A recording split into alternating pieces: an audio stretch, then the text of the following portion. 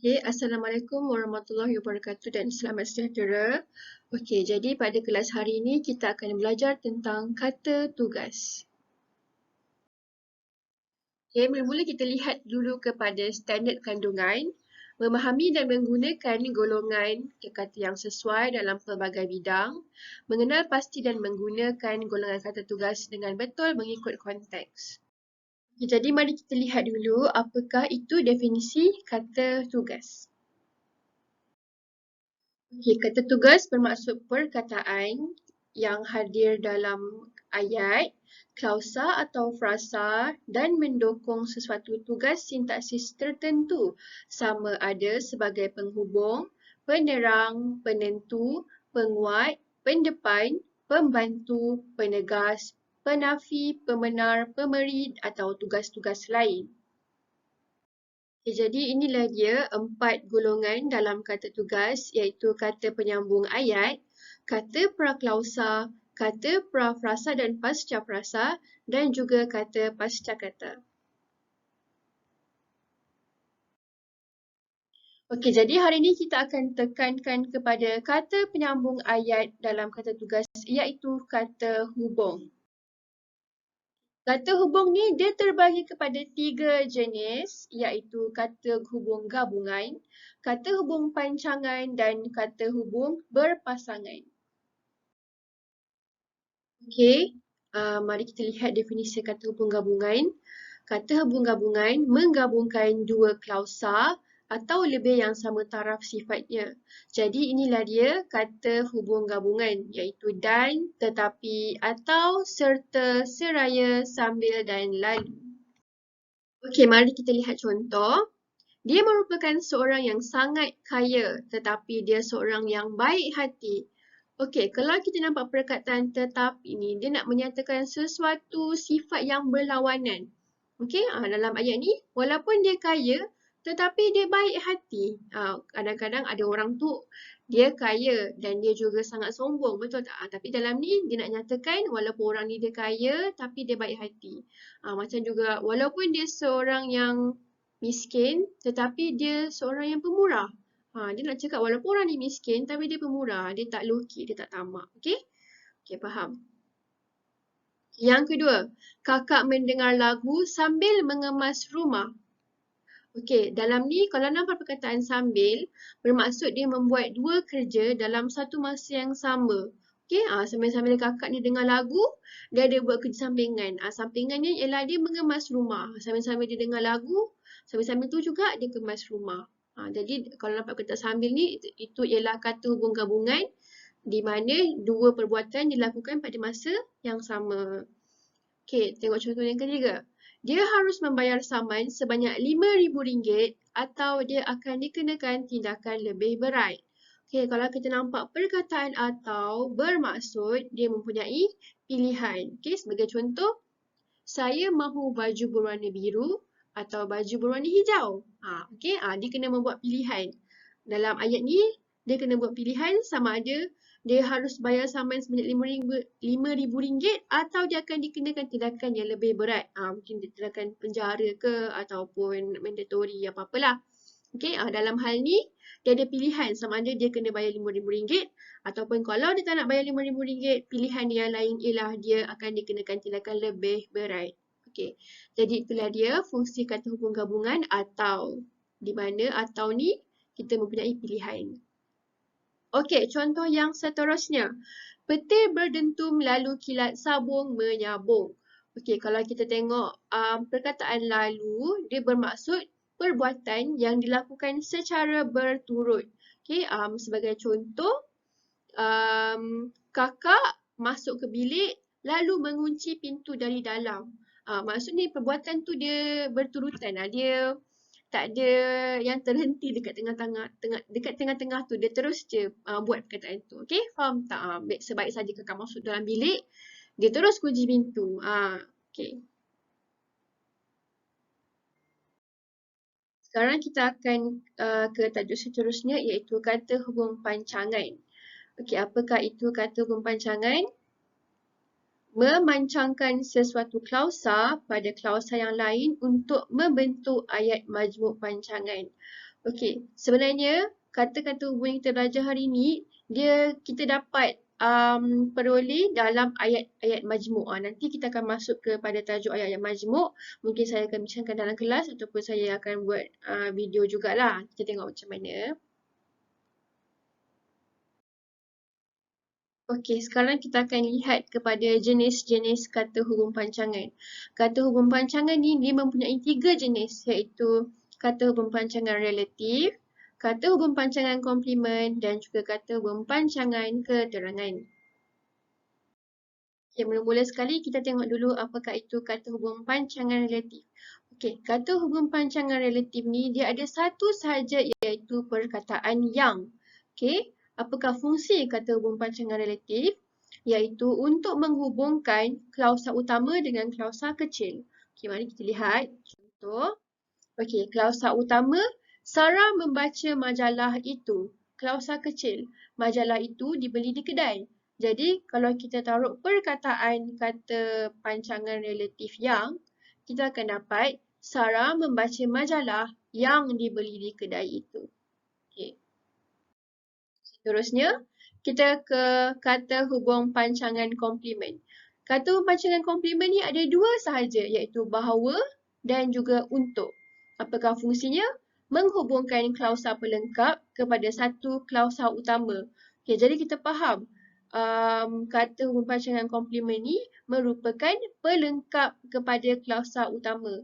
Okay, kita lihat contoh ayat. Klausa utama, saya berjanji. Klausa kecil, saya akan mendengar nasihat ibu bapa saya. Kita taruh kata hubung pancangan komplement bahawa, saya berjanji bahawa saya akan mendengar nasihat ibu bapa saya. Okey? Okay. Misal katalah kita buang perkataan bahawa. Saya berjanji saya akan mendengar nasihat ibu bapa saya. Dia boleh berdiri sendiri, tapi dengan keberadaan bahawa ni, nampak ayat tu ialah ayat yang gramatis dan dia berfungsi menjadi sebagai pelengkap. Contohnya kalau kita biar je, saya berjanji, noktah. Berjanji apa? Bahawa saya akan mendengar nasihat ibu bapa. Jadi dia akan melengkapkan klausa kecil ni kepada klausa utama. Okay, seterusnya. Contoh seterusnya, kami percaya bahawa dia tidak bersalah dalam kes tersebut. Kita mestilah berusaha bersungguh-sungguh untuk mencapai impian. Okay, kalau macam ayat-ayat dalam ni, okay, contohnya kita tengok ayat terakhir. Kita mestilah berusaha bersungguh-sungguh, noktah.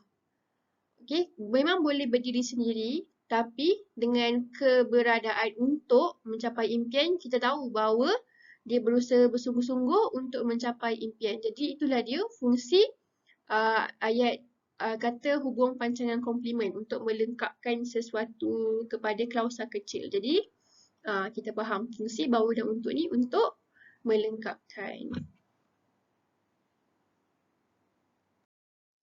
Sekarang kita tengok pula kepada kata hubung pancangan keterangan. Okey, kalau kita tengok dekat sini, banyak contoh saya sertakan. Kerana, agar, meskipun, anak kata. Jadi kalau awak macam nak hafal pun, kalau awak boleh hafal lagi bagus. Tapi kadang-kadang kita pun terlupa juga kan. Okey, jadi awak ingat macam ni je. Kata hubung ada 3, betul? Kata hubung pancangan komplement, kata hubung pancangan relatif dan kata hubung pancangan keterangan. Selain daripada kata hubung pancangan komplement dan kata hubung pancangan relatif, itu ialah kata hubung pancangan keterangan. Okey, selain daripada bahawa, untuk dan yang, itu adalah kata hubung pancangan keterangan. Okey, jadi kita tengok kat sini, apakah fungsi kata hubung pancangan keterangan? Menghubungkan klausa yang menjadi keterangan kepada satu klausa utama. Okey, dalam hal ni, kata hubung pancangan keterangan ni, dia merupakan perkataan yang menerangkan huraian seterusnya. Okey? Okey, kita tengok contoh. Okey, klausa utama, Ilham tidak pergi ke Padang. Klausa kecil, hari hujan. Jadi, perkataan yang sesuai untuk kita taruh dalam ayat ni ialah kerana, betul tak? Okey, kita tengok ayat penuh. Ilham tidak pergi ke Padang kerana hari hujan. Jadi, fungsi kerana macam ni berfungsi sebagai keterangan. Keterangan kenapa Ilham tidak pergi ke Padang. Jadi Ilham tidak pergi ke Padang kerana hari hujan. Jadi dia menerangkan huraian. Okey, contoh seterusnya. Saya belajar hingga ke peringkat universiti. Dalam ayat ni, hingga ni dia menerangkan di mana orang ni belajar sampai peringkat universiti. Okey? Tetap juga berfungsi sebagai kata keterangan. Daun-daun kering berguguran apabila ditiup angin. Jadi dalam ayat ni, bila daun-daun kering ni akan berguguran apabila ditiup angin. Maksudnya daun-daun kering ni gugur. Kenapa daun-daun kering ni boleh gugur? Sebab ditiup angin. Jadi apabila ni macam dia nak menerangkan macam mana daun-daun ni boleh gugur. Okay, sama juga macam contoh di bawah. Majlis itu bermula dari pagi hingga ke malam. Dia nak terangkan bahawa majlis tu, tempoh masa majlis tu dari pagi hingga ke malam. Ayat yang, contoh yang terakhir.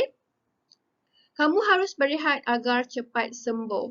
Okay, jadi dalam ayat ni dia menyatakan bahawa kita kena berehat. Kenapa kena berehat? Supaya cepat sembuh. Okay, mungkin bila seseorang itu sakit badan atau demam ke, dia kena rehat banyak. Kenapa dia kena rehat banyak? Supaya cepat sembuh. Jadi agar ni berfungsi untuk menerangkan kenapa dia berehat untuk cepat sembuh. Okay, sekarang ni kita masuk pula kepada kata hubung berpasangan. Okay, kata hubung berpasangan ni, dia sebenarnya merupakan gabungan kata hubung gabungan dan kata hubung pancangan. Okay, ingat tak kata hubung gabungan kita belajar mula-mula tadi? Yang ada tetapi, yang ada sambil. Kemudian dia gabungkan dengan kata hubung pancangan. Kata hubung pancangan tadi yang kita belajar lah yang ada 3 jenis tu, iaitu relatif, komplement, keterangan. Okay? Dia digunakan secara berpasangan dalam ayat majmuk gabungan. Okay. Jadi kita dah faham sebenarnya fungsi-fungsi kata hubung ni untuk membentuk ayat majmuk. Okay, kita tengok dulu contoh-contoh kata hubung berpasangan. Baik mahupun, bukan sahaja malah, sedangkan ini kan pula, walaupun namun. Okay, perkataan-perkataan ini digunakan dalam ayat yang sama. Jadi itulah ayat yang kita kenali sebagai ayat majmuk gabungan. Okay, kita tengok contoh yang pertama. Sungguh pun namun. Sungguh pun negara kita dilanda krisis ekonomi yang teruk, namun masih ramai lagi orang berbelanja dengan boros. Dia nak cakap walaupun negara kita ni tengah dilanda ekonomi, tapi ramai yang masih lagi berbelanja dengan boros. Okay? Jadi perkataan sungguh pun dengan namun ni menunjukkan ayat majmuk gabungan. Okay. Seterusnya, baik mahupun. Baik yang tua mahupun yang muda, marilah kita bersama-sama mengatasi masalah ini.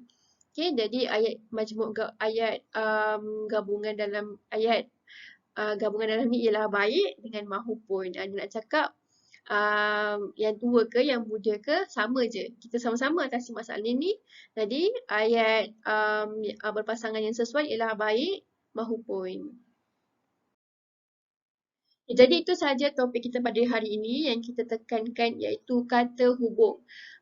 Jenis-jenis kata tugas yang lain mungkin saya akan terangkan dalam kelas ataupun saya upload video bergantung kepada keadaan. Sekiranya PDPR ini dilanjutkan, insyaAllah saya akan buat video dan saya harap awak akan saksikanlah video ni kerana kadang-kadang untuk kumpulkan semua orang dalam satu masa tu agak sukar. Jadi saya harap dengan kewujudan video ni awak dapat tengok dan awak dapat kaji semula ataupun awak buat pembelajaran sendiri di rumah. Okey?